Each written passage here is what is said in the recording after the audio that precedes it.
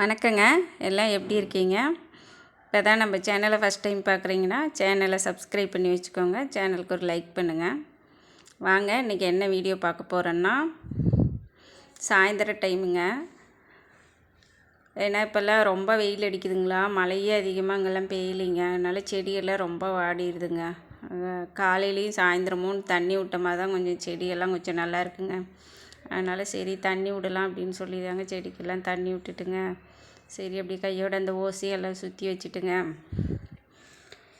அதுக்கப்புறம் கோழி கொஞ்சம் இற போட்டு வச்சுருந்தங்களா, அங்கே வச்சுங்க. அது சாப்பிடல, கருவேப்பையன் இதெல்லாம் நாங்கள்லாம் அந்த இடத்துல இருந்தங்களா, அதனால் பயந்துட்டெல்லாம் அந்த பக்கம் போயிட்டாங்க.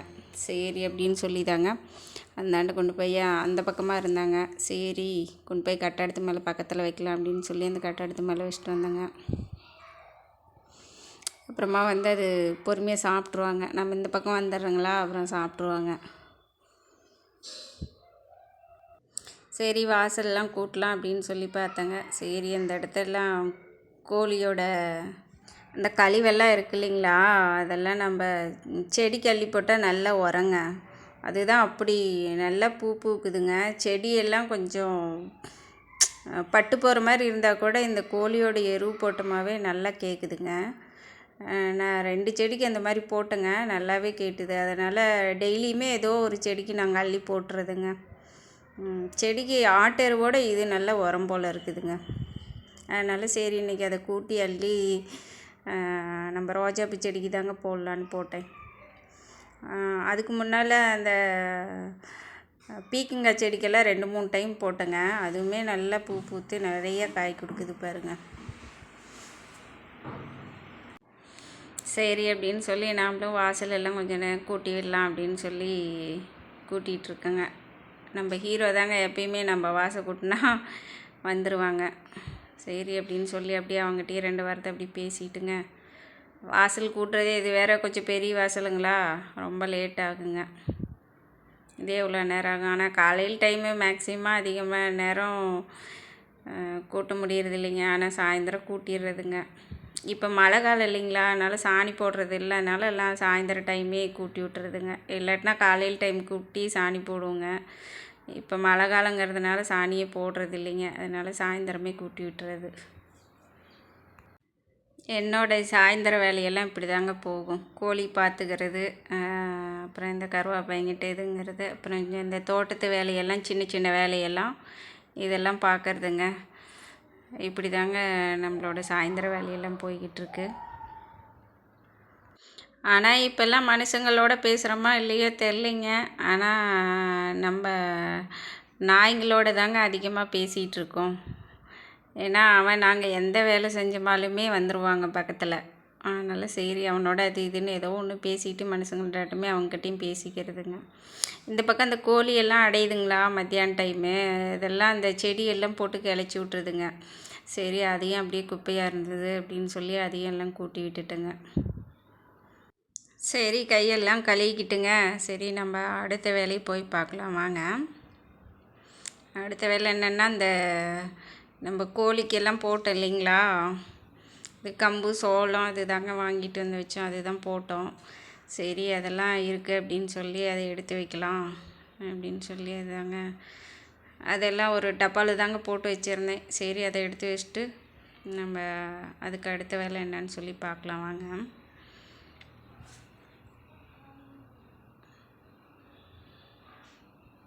உங்களுக்குமே ஒரு கொஞ்சமாக இடம் இருந்தால் கூட போதுங்க. இந்த ஒரு 2 கோழி வாங்கி விட்டிங்களாவே இந்த சோளம் கம்பு இதெல்லாம் கொஞ்சம் வாங்கிட்டு வந்து போட்டோமாவே போதுங்க. அது 1 கிலோ வாங்கினோமாவே அதே ஒரு 10-15 நாளைக்காட்ட வருதுங்க. அது போட்டோமாவே அது பாட்டுக்கு வளர்ந்துருங்க.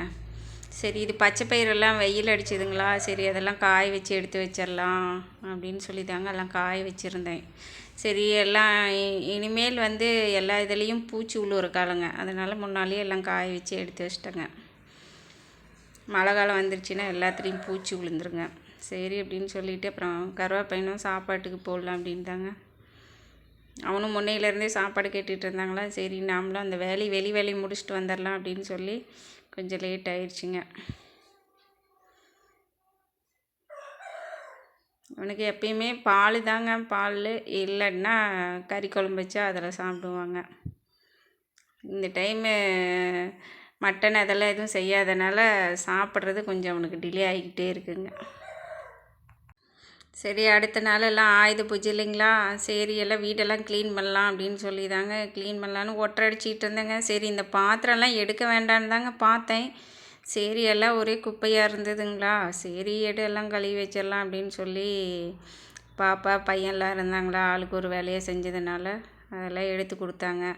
சரி அப்படின்னு சொல்லி எல்லாம் விளக்கி எல்லாம் கமுத்து வச்சுட்டுங்க. ஆனால் எதுக்கு இத்தனை பாத்திரம் எடுத்து வச்சுருக்காங்கிறது எனக்கும் தெரிலைங்க. அப்போல்லாம் அடிக்கடி கெடா வெட்டுவோங்களா, அப்போ வேணும் அப்படிங்கிறதுக்காக எல்லாம் நிறைய எடுத்து வச்சுட்டுங்க.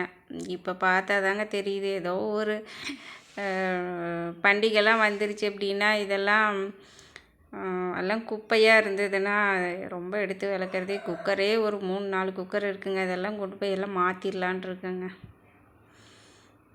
அதெல்லாம் ரொம்ப விளக்குறதே ரொம்ப சிரமமாகி போயிடுதுங்க. அதே இந்த பித்தளை பாத்திரமெல்லாம் புளி போட்டு எல்லாம் தேய்ச்சி எடுக்கிறதுக்குள்ளே போதும்னு ஆகி போயிடுதுங்க. அப்புறம் அதையவே எல்லாம் எடுத்து இது பண்ணுறதுக்கு அன்றைக்கி நைட்டு 10-11 மணி ஆயிடுச்சுங்க.